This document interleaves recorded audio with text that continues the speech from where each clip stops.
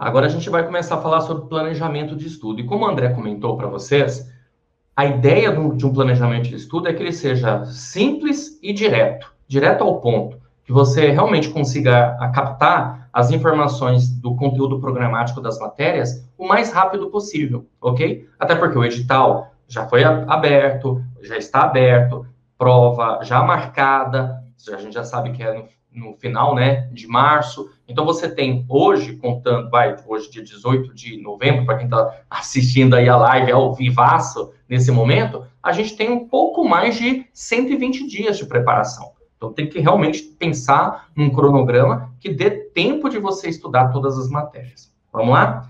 Então, passa aí para mim, vamos lá. Bom, primeiro a gente precisa saber quais são as matérias, né? Então, a prova objetiva acontece no dia 28 de março de 2021, cargo de investigador. E aí você tem aí, ó, português. São 5 questões. Eu achei fantástico a banca examinadora. Sério mesmo, achei muito legal a banca.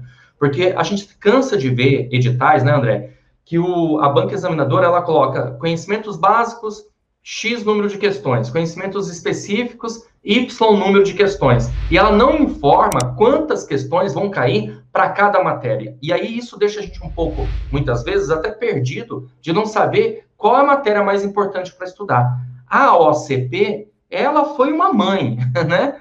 Ela foi uma mãe, por quê? Porque ela deu a informação de quantas questões nós teremos para cada matéria e a pontuação de cada matéria. Isso faz com que a gente estude com maior foco.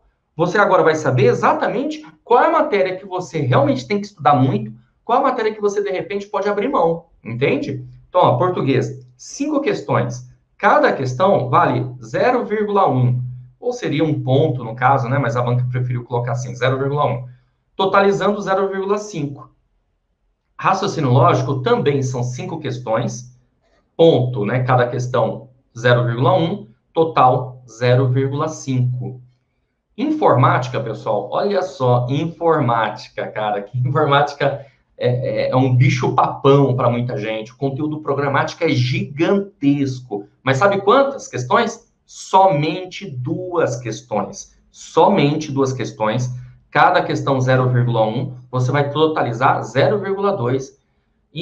Ou seja, eu não estou dizendo para você deixar de mão informática, tá? Mas se por acaso você estiver com tempo bem complicado, conta de trabalho, estudo e assim por diante, é uma matéria que dá para pensar para deixar de lado, porque você vai ter somente 2 questões, ok? E também não precisa se matar de estudar todo o conteúdo programático, principalmente aquele conteúdo mais complexo. A matéria de informática dá para você pensar o quê? Pô, vou estudar sistema operacional, o Windows, o Office, que são partes de informática que, obviamente, é mais fácil de entender. Aí a gente vai numa aposta de cair isso, entendeu? Olha só, já estou dando uma dica aí para vocês. Conhecimentos sobre o Pará. Então, são 2 questões também, somente, cada uma 0,1, e aí você totaliza 0,2. Também é outra matéria que, de repente, dá para pensar, estudar um pouco menos essa matéria, obviamente, porém, não dá para deixar de estudar. Eu vou te explicar o porquê. Pessoal, a gente vai ver daqui a pouquinho que nós temos redação. E a redação diz, a redação, que pode ser um dos temas relacionados a conhecimentos específicos. E a parte de conhecimento sobre o Pará está justamente na parte de conhecimentos específicos. Então, pode ser que a banca examinadora esteja solicitando do candidato 2 questões somente na múltipla escolha, mas na redação você vai ter que falar sobre conhecimento, sobre o Pará. Então, é importante essa matéria nesse sentido. E há uma possibilidade, sim, né? Haja vista que pode ser que, de repente, o examinador e a própria Polícia Civil entenda assim, pô, a pessoa tem que conhecer o estado do Pará, né? Mesmo que ela não seja daqui, ela tem que ter um certo conhecimento. Estatística, 5 questões. Aí nós chegamos agora nas questões intermediárias, né? Por quê? Porque estatística tem 0,2 cada questão, 0,2 a pontuação, totalizando um ponto, né? Um ponto inteiro aí, né? Então, quer dizer, é a intermediária. Assim como também direito administrativo, que são 5 questões, 0,2, também 1 ponto. E o mesmo ocorre com direito constitucional, 5 questões, total de pontos, 1 ponto também. Aí nós temos as duas matérias, que, claro, eu vou entender aqui, obviamente, que são as matérias mais importantes do concurso, que é o direito penal e o processo penal. Por quê? Cada uma dessas matérias são 10 questões. E tem peso 2, 0,2, olha lá, né, para você visualizar comigo. E total de pontos, 2 pontos. Quer dizer, essas duas já soma 4 pontos. De 10 é muita coisa, 40%. Legislação especial, 6 questões, valendo 0,1, totalizando 0,6. E contabilidade, que é uma matéria também intermediária, 5 pontos, totalizando 1 ponto. A gente tem o total aí, são 10 pontos, tá? Se você observar, direito penal, processo penal, você já tem 4 pontos. Aí, se você contar contabilidade e estatística, por exemplo, você vai para 6 pontos. Quer dizer, já está chegando próximo daquela nota de corte que o André mostrou para você, com essas matérias aqui. Então, é importante ter uma ideia de estratégia. Como estudar para o concurso público, para que você obtenha a maior pontuação possível, ok? Show de bola. Vamos continuar aí. Aí, gente, escrivão, eu não vou citar todas, porque basicamente é a mesma coisa. O que vai mudar lá para escrivão? Escrivão, ao invés de você ter contabilidade, você terá arquivologia, a última matéria aí. Olha só, arquivologia, 5 questões, 0,2. Tá vendo lá, ó? A gente está grifando aí para mostrar para você. 0,2, 1 ponto. O restante é tudo igual a investigador. E por isso que nós comentamos aqui, o André comentou, que você vai ter essa possibilidade de prestar os 2 concursos, estudar os 2 concursos aqui com a gente da Praia de Concursos. Por quê? Porque o nosso curso vai ter contabilidade e vai ter também arquivologia, ok? A diferença de um cargo para o outro é justamente essas 2 matérias. Investigador, contabilidade e escrivão, arquivologia. Restante, tudo igual. Pode continuar aí, André, por gentileza. Aí aqui tem informação da prova discursiva, tá? Para que a gente possa tirar algumas dúvidas a respeito disso, ó. A prova discursiva será realizada para todos os cargos, juntamente à prova objetiva. Então, o período de tempo que você tem lá para resolver a prova objetiva, 60 questões, você também terá dentro desse tempo de fazer lá a sua prova discursiva. A prova discursiva é uma pontuação aí de totalizando 10 pontos, como você observou no slide anterior, e, na verdade, você vai ter que fazer de acordo com uma questão que eles vão passar para você no dia da prova, relacionada à parte de conhecimentos específicos, tudo bem? Então, pode ser direito administrativo, pode ser direito constitucional, conhecimento sobre o Pará, direito penal, processo penal, contabilidade, estatística, pode ser essas matérias. Matérias que a gente tem certeza que não vai ser tema de redação. Português, raciocínio lógico e informática. Por quê? Porque essas matérias faz parte de conhecimentos básicos, ok? E aí, tudo que você estudar da parte de conhecimentos específicos pode ser relacionado ao tema da redação.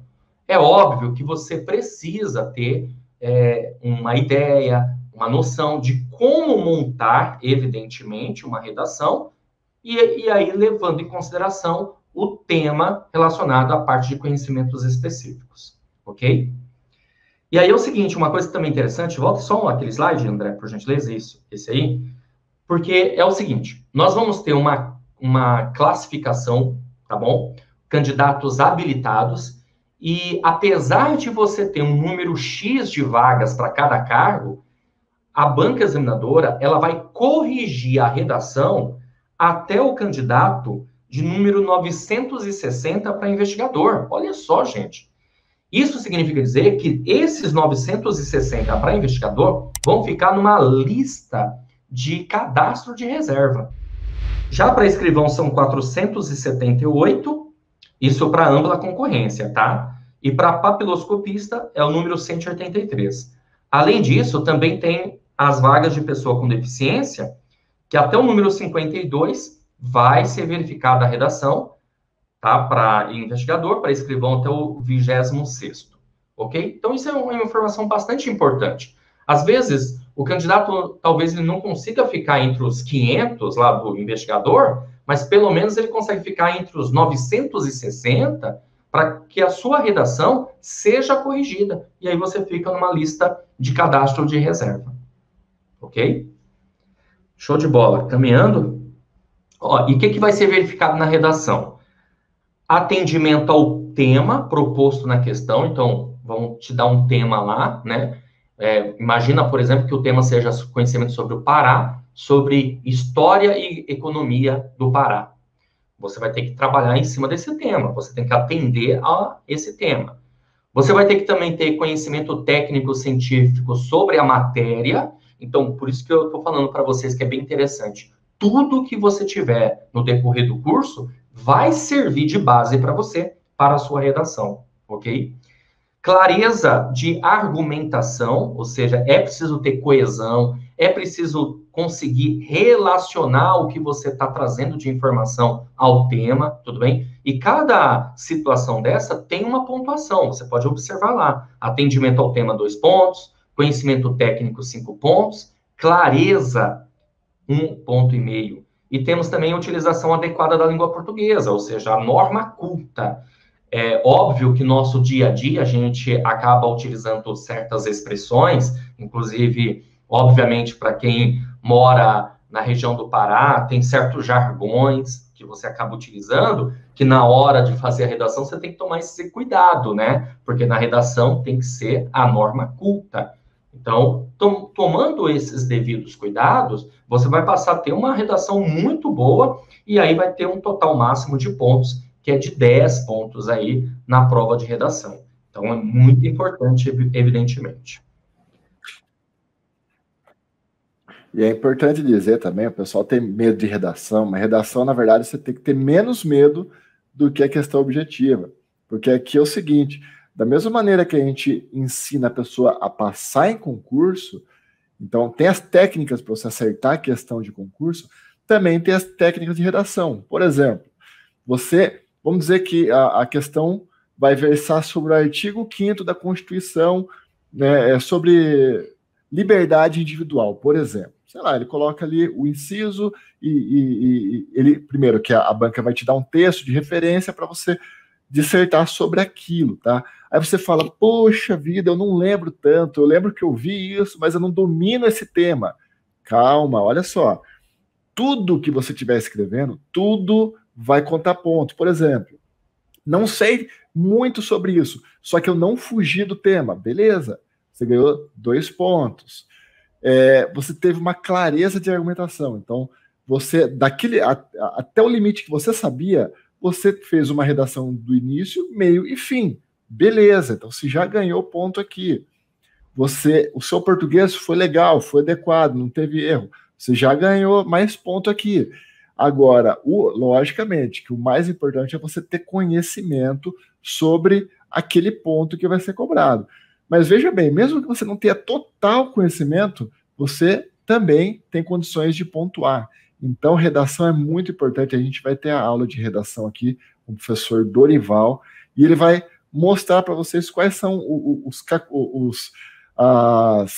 as dicas, né, para você fazer uma boa redação. Inclusive, a gente sabe que o examinador, ele tem pouco mais de 1 minuto, é coisa assim, para ler a sua redação.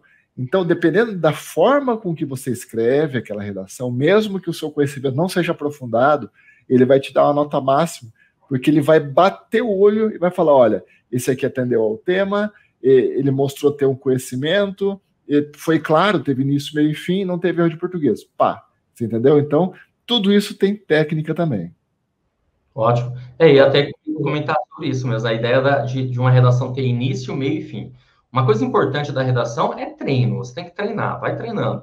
É igual fazer prova para concurso, tem que resolver questões, teste físico que você tem que treinar. Redação também, gente. Redação é treino. Então, vez ou outra, o que você faz? Vai lá, pega o tema, né? Um dos temas do conteúdo programático do edital de conhecimentos específicos e vai montando redações e vai treinando isso. Isso tem uma importância muito grande, tá? Ter essa coesão e, consequentemente, você vai acabar indo bem. Vamos lá? Ótimo. Bom, pessoal, é o seguinte, nós entendemos que para você realmente se preparar adequadamente para um concurso público, você precisa ter um plano de estudo. Esse plano de estudo, é óbvio que você precisa de uma base, né? Uma base, e essa base, ela parte do quê? Ela parte de aulas, no nosso caso aqui, nós trabalhamos com aulas online, já gravadas, onde você tá livre para você estudar a qualquer momento, a qualquer instante. Manhã, tarde, noite, vai ficar a seu critério. E também, claro, um material complementar, um material em PDF, um material das aulas, para que você possa acompanhar, muitas vezes, e perder menos tempo. Né? Imagina, por exemplo, você tem aula, o slide que o professor está lá ministrando a aula. Você baixa aquele material, imprime, se você assim achar mais interessante, e vai fazendo as suas anotações. Assim você ganha tempo, entende? Ao invés de, muitas vezes, ter que ficar anotando tudo que o professor ali está repassando, já vai estar no slide. Aí o professor, obviamente, ele vai colocando informações complementares e você vai fazendo as suas anotações. Então, aulas online, mais o material em PDF. E, claro, legislação, lei seca. A OCP, a banca examinadora, ela não vai tratar, gente, ela não vai ficar tratando de doutrina, jurisprudência, que muita gente acaba perdendo muito tempo com isso. Você tem que ter ideia, a lei seca, memorização. E como que a gente faz isso? Por meio de leitura, por meio de revisão, transformar muitas vezes a lei seca em fichas de revisão, ou até mesmo resumo, mas uma leitura e marcações, grifos, é muito, muito bom para isso, para que você também ganhe tempo, ok? Rever a matéria estudada. Rever a matéria estudada é justamente você transformar a sua aula, por exemplo, num mapa mental, é você transformar a sua aula em fichas de revisão, é transformar a sua aula em resumos. Você pode até transformar também a aula em perguntas e respostas, até mesmo na leitura da legislação. Eu cansei de fazer isso quando eu estava para concurso. Eu ia lendo a lei e, opa, peraí, aqui pode ser uma questãozinha. Eu criava lá perguntas e respostas e depois só estudava revisando por meio dessas perguntas e respostas. Em falar em perguntas e respostas, sem sombra de dúvida, você pode, eu até costumo dizer o seguinte, você pode, eu não gosto de fazer mapa mental, tá bom. Eu não gosto de fazer resumo, beleza. Eu não gosto de fazer ficha de revisão, tá bom. Mas tem uma coisa que você não pode abrir mão em hipótese alguma, que é resolver questões de provas anteriores. E, de preferência, questões sobre o tema, sobre o assunto. Então, conforme você vai estudando, você já vai resolvendo questões relacionadas àquele assunto. Exemplo, você assistiu a aula de concordância nominal e verbal, matéria de português. Você vai lá e já vai resolvendo essas questões. E também resolve outras questões de outros temas, porque aí, quando você for assistir às aulas, isso já vai ficando mais claro para você também, ok? Então, resolver questões de provas anteriores é fundamental para a aprovação no concurso. Por isso, não à toa, que o nosso curso online, ele tem caderno de questões. Nós estamos montando os cadernos de questões para vocês. Eu acredito que muitos aqui serão nossos alunos, para que você realmente tenha uma excelente condição de aprovação nesse concurso. Passar em concurso público significa dizer que aquela pessoa estudou por meio de questões. Algum complemento aí, André? Fica à vontade, cara. Não, eu só queria que você passasse depois uma ideia geral para o pessoal fazer um cronograma de estudos. Legal. Geral, como que ela... Primeiro que no nosso curso, depois eu vou falar sobre ele, a gente tem um módulo só falando de planejamento, qual que os ciclos de estudo, mais ou menos como que a gente monta os ciclos de estudo.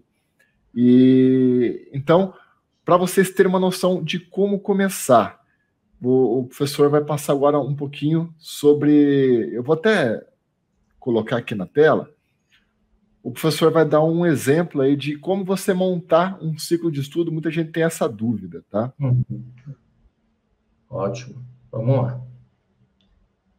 Ah, esse aí, né? Ótimo. Esse cronograma aí que nós fizemos, pensando justamente no curso da Polícia Civil do Pará, tá, pessoal? Então, como nós temos aí 120 dias, ou seja, nós temos aí 4 meses, nós pensamos da seguinte maneira: criar 4 ciclos de estudo. O primeiro ciclo, obviamente no primeiro mês, você vai poder fazer assim, ó. Na segunda-feira, estudar português e raciocínio lógico. Eu sei que muita gente deve estar perguntando assim, mas quanto tempo eu vou estudar? Quantas horas eu vou estudar? Pessoal, na boa, isso aí é de cada um. Por exemplo, eu só posso estudar 2 horas por dia. Beleza, você vai fazer o quê? Estudar 1 hora português, 1 hora raciocínio lógico na segunda-feira. Mas se você tem condições de estudar 4 horas por dia, você vai estudar 2 horas português, 2 horas raciocínio lógico. Ah, mas por que somente 2 matérias? Vou te explicar. Porque nós acreditamos que se você estudar uma porrada de matérias por dia, isso pode ser muito cansativo para você. Excesso de informação não ajuda. Excesso de informação atrapalha. Imagina, vou estudar 10 matérias, todas as matérias num dia só, cara, você não vai conseguir absorver a informação. Estude aí 2 matérias, no máximo, 3 matérias, mas, na minha opinião, 2 já é suficiente. Divida seu tempo em 2 matérias, ok? Vamos lá? Então, ó, na terça, eu falei na segunda, né? Na terça, informática e direito constitucional. Na quarta, português e direito administrativo. Na quinta, português e raciocínio lógico. Na sexta, direito constitucional e direito administrativo, ok? No sábado, você vai resolver questões e domingo também. Como eu falei, quantidade de tempo, aí é com você. 1 hora, 2 horas, 3 horas, 4 horas. É claro, quanto mais tempo você estudar, desde que você não esteja dormindo, assistindo o vídeo dormindo, ou fazendo anotações sem perceber o que está fazendo, melhor, certo? Se você perceber nesse primeiro ciclo, nós colocamos o quê? As matérias básicas e já colocamos também as matérias de direito constitucional e administrativo. Por que não, professor, direito penal e processo penal, já que são as matérias que têm maior pontuação? Porque, primeiro, você tem que ter a base. E a base é direito constitucional e direito administrativo. Não adianta você sair assistindo aula de direito penal se você ainda não teve a base. Importante essa base de direito constitucional e direito administrativo, porque aí no segundo ciclo, segundo mês, aí a gente começa a encarar as outras matérias. Então, vamos lá no segundo ciclo, olha só. Segunda-feira, direito penal e português, ok? Aí, na terça, processo penal mais legislação especial e raciocínio lógico. E outra coisa interessante, se você reparar, a gente procura sempre colocar no ciclo matérias distintas, quando é possível, claro. Por quê? Para sua mente descansar daquilo. Lá no primeiro ciclo, eu até coloquei direito constitucional, direito administrativo na sexta-feira, porque a gente está dando mais embasamento, claro, para essas 2 matérias por conta da sua pontuação, tá? Mas se for possível, sempre estudar matérias distintas. Por exemplo, lá na segunda-feira do segundo ciclo, penal e português, tá vendo? São matérias distintas, porque a sua mente descansa de uma outra matéria, ok? Na quarta, você vai estudar direito constitucional ou direito administrativo. Então, só para você entender. Vamos supor, na primeira quarta-feira do segundo mês, direito constitucional. Na segunda quarta-feira do segundo mês, você estuda direito administrativo, entendeu? E aí você vai intercalar com informática. Na quinta, penal mais português. E na sexta, processo penal mais legislação especial, intercalando com raciocínio lógico. E aí, sábado, questões, domingo, questões, ok? No terceiro ciclo, a gente vai começar a investir nas matérias de contabilidade geral, que ocorre aí na segunda-feira, e aí você vai intercalar com português ou raciocínio lógico. É aquela mesma ideia. Primeira segunda-feira, português. Segunda-feira, raciocínio lógico, e assim por diante. Na terça, estatística, e você vai intercalar com processo penal mais legislação especial. Na quarta, contabilidade geral, você vai intercalar com direito penal. Na quinta, estatística, e você vai intercalar com direito constitucional mais direito administrativo. Na sexta, contabilidade geral mais informática, e aí, sábado e domingo, questões. E o nosso quarto e último ciclo, o que nós vamos fazer? Vamos estudar todas as matérias. Ah, uma coisa. Se você perceber, nesse ciclo eu não coloquei arquivologia, tá? Porque eu montei esse ciclo pensando no cargo de investigador. Porém, como dá para prestar os dois, você pode ir intercalando com contabilidade geral, tudo bem? Então, onde você está vendo aí contabilidade geral, você intercala. Inclusive, eu vou falar depois a gente vai ver com o André aqui, eu vou ver com o André, para a gente jogar essa tabela para vocês lá no grupo do WhatsApp, tá? Mas, de qualquer forma, quem, obviamente, estiver a adquirir o curso preparatório, vai ter isso também lá no curso preparatório, tá bom? Exatamente, pessoal. Então, só para vocês entenderem basicamente aqui, isso, cada pessoa vai ter o seu estilo de planejamento, de técnica de estudo. A gente gosta de focar no simples, ou seja, 2 matérias por dia, tá? Sempre que você puder, uma matéria bem diferente da outra, para a sua cabeça dar uma refrescada entre uma e outra, tá? Deixa sábado e domingo para uma revisão e questões, muitas questões, tá? E começar devagar. Ah, você vê aquele monte de matéria, mas André do céu, muita matéria. Calma. Começa pelas matérias básicas, depois você vai incrementando, vai chegar lá pelo 4º mês, você já vai com todas as matérias aí. Lembrando que no curso a gente vai ter isso, a gente vai ter estatísticas ali do que mais é cobrado em cada matéria, né? Também para você focar no que é mais... no que cai em cada matéria, tá bom? E também, como a gente falou, informática é uma matéria grande e que vale pouco.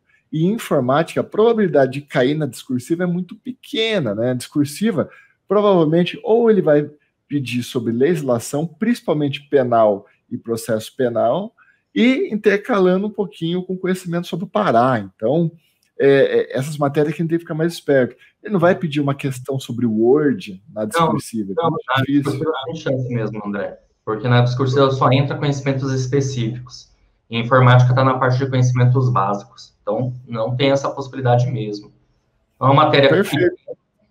Conteúdo programático é gigante, então dá para trabalhar de uma maneira que você consiga, na verdade, né, o candidato consiga ter melhores resultados, né? Aquela história que a gente sempre conta da teoria 80-20, a gente estudar o que é mais importante, entende?